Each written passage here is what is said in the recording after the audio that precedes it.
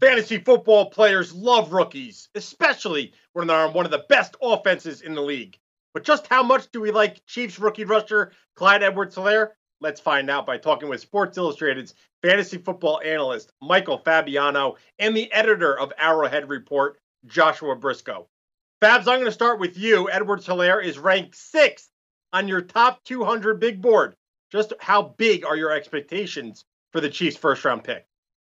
Very high. When you look at the trend of running backs producing in Andy Reid's offense, you can go back to his Philadelphia days in Deuce Staley and, of course, LaShawn McCoy, Brian Westbrook, heck, even Karel Buckhalter. Then he goes to Kansas City. Jamal Charles is amazing. Kareem Hunt put up great numbers there as well. An interesting trend.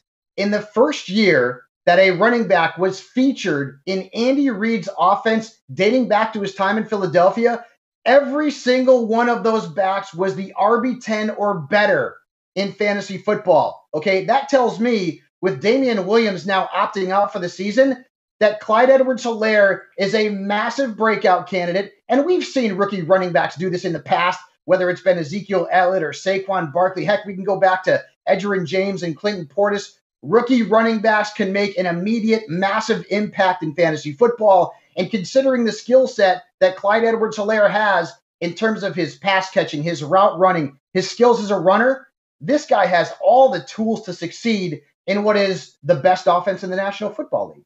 Great point, Fabs. We know the Chiefs, or Andy Reid's system of running backs certainly produces high numbers for fantasy. So we are expecting big things from Clyde Edwards-Helaire. Josh, I want to ask you, we know Damian Williams is out, but Darwin Thompson, DeAndre Washington, Daryl Williams, are any of these guys going to interfere with Edwards-Helaire being the workhorse?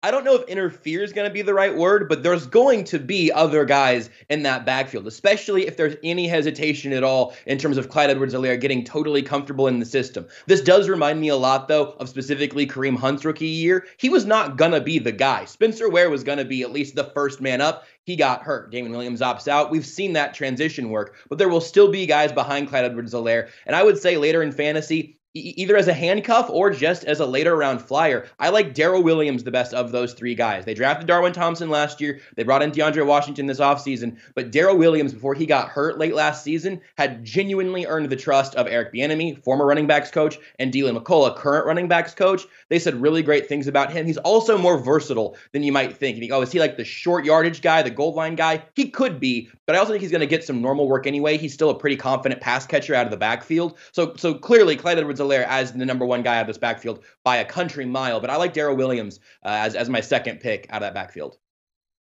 Great analysis from Fabs and Josh on that one. You can check out Michael Fabiano's full list from his top 200. Head on over to si.com/fantasy.